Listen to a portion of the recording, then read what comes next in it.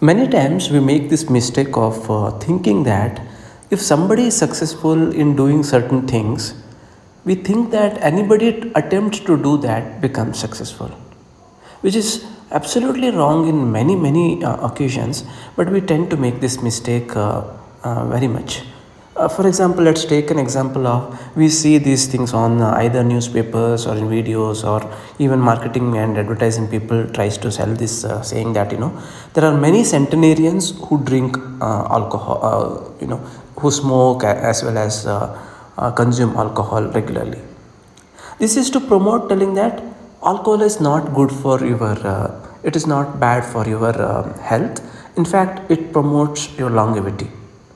So just by giving examples of one or two or three people telling that, okay, look at this centenarian, he drinks whiskey or alcohol every week or every day, for example, or he is a chain smoker, he smokes almost a cigarette every day, but still he survived to 112 years or 110 years, which makes people think that, oh, it must be the case that if you invert the problem, if you smoke or if you consume alcohol, it's not bad for your health.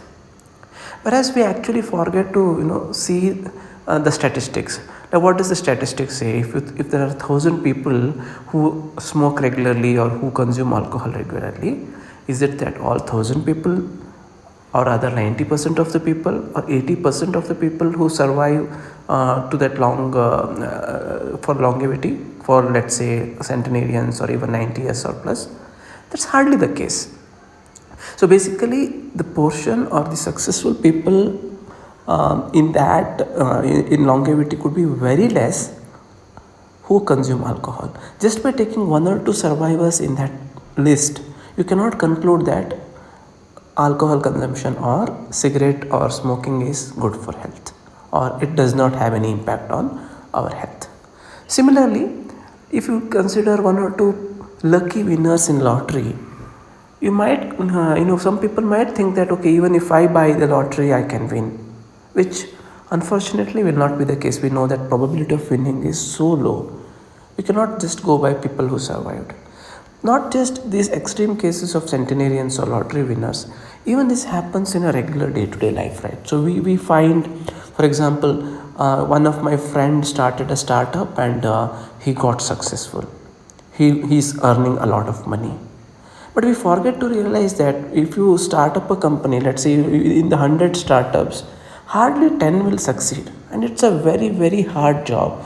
I mean, it requires so much of skills, hard work, effort, and so many things have to fall in place for one to succeed.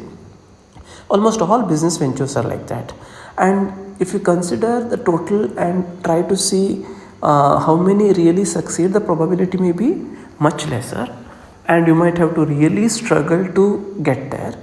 Instead of thinking all the statistical terms, you might think that, okay, one person succeeded in doing certain kind of business or startup, you might try to do that thinking that you will also be successful, which may or may not be the case, and most likely it may not be the case unless it is a survivorship band.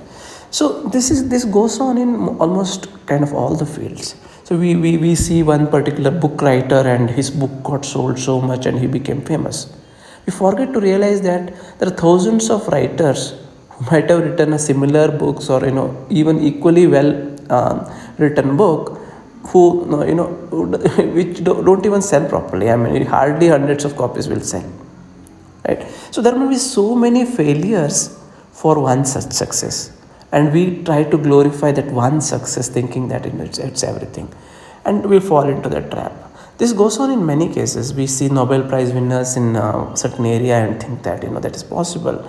Similarly, we think sports icons and try to emulate them, which so many times it is very difficult for somebody to succeed in those areas unless you are cream of the cream, and you just by looking at the survivors you cannot emulate everything. So the idea here is simple. When we see somebody who is successful or who has achieved something in certain areas, we have to statistically think how exactly the probability is. If I enter in that field, the chances of success, is it high or low? So basically you have to be aware of that and then make some decisions. It's usually called base rate. What is the base rate of success?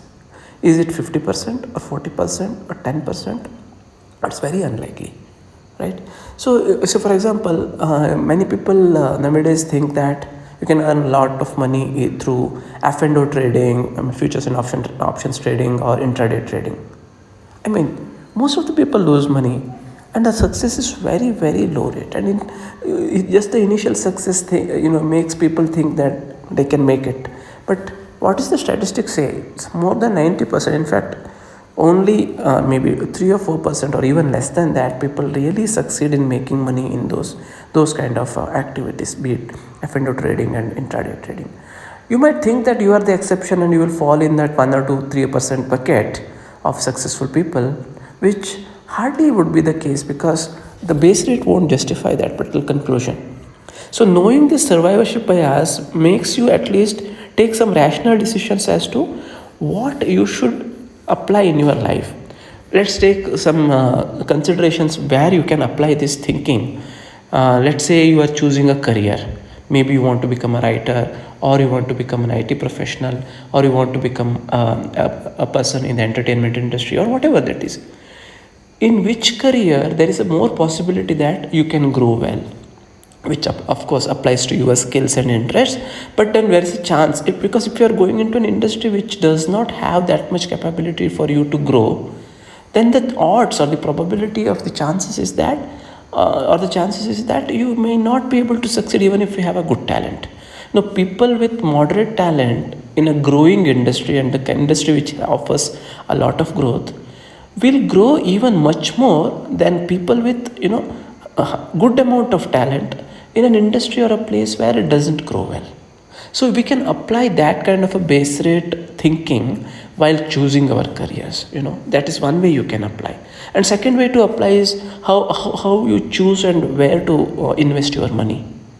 If the probability of growing your money is safe and sound for a longer period of time, that's where you have to put your money in. Even though you might be tempted to invest in certain things which it might look like it will give large returns, but the probability of getting such returns is like probably low. Okay, so for example, as I mentioned, F&O trading or intraday trading, it sounds like very tempting, right? Where you can earn a lot of money very quickly and all. But what does the base rate say? How many such people are there really? Just by counting few successful people doesn't make you be that person, right? So the probability becomes very low. Why do you take chances in cases where the probability is so low? If the probability is, say for example, 70% of the people succeed, yes, there is a chance, then you can also try in such areas. But if the probability is so low, as low as 3-4%, then you are taking a very huge risk in doing certain things. So you can apply such rational thinking. So that is the second one. And the third one you can apply is really the habits, right? The habits that can change our life. We tend to not focus much on it, and only when we read come back to it, and we cannot simply do certain things regularly. But these really habits, once we cultivate without even thinking, whatever we do keeps on adding as a small parts in our life every day, right? And it creates a huge impact for our improvement in our life, in our work, everywhere. But choosing what habits you want to cultivate, even the smallest one, right, that helps. Because if you think certain habits are good for people just by looking at 1 or 2 people, it doesn't make much. You just see some certain successful people and just say, I want to apply this. It may not work that way. But if you think and apply certain habits which most of the people who succeeded, not just very few survivors, but most of the people, those kind of habits, for example, reading, almost it has helped everybody. So if that is the case, you can apply and try to choose that kind of habit. There may be some other habit which majority of the people in your work, your specific area of work, might have chosen to do and got benefited. You can choose to adopt that kind of habit in your lifestyle. So the kind of habits that you want to develop and put into place, life, that also you can choose looking at the wider sample of people and their stories, instead of only picking and choosing very successful 1 or 2 people, right? Habits from them, which may not be helpful to you.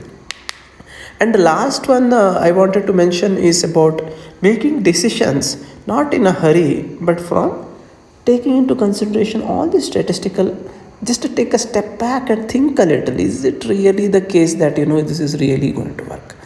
Just by looking at very few samples, we will not be able to make some good decisions. What is the base rate? How can I apply in my own? So this kind of thinking goes a long way in making decisions, is what I feel. So next time, be aware of this survivorship bias. Unknowingly or even knowingly, sometimes we tend to get influenced by some of these stories, and which inherently may not have much significance to us particularly, but it sounds very unique and strange, and this is what is portrayed a lot in media, newspapers, videos, and everywhere. So we just need to be a little bit cognizant to think carefully and slowly before we apply to our life, so that our decisions are better and more rational, which will help in our life. I think that will help us, is what I feel. I hope that was useful. Thank you.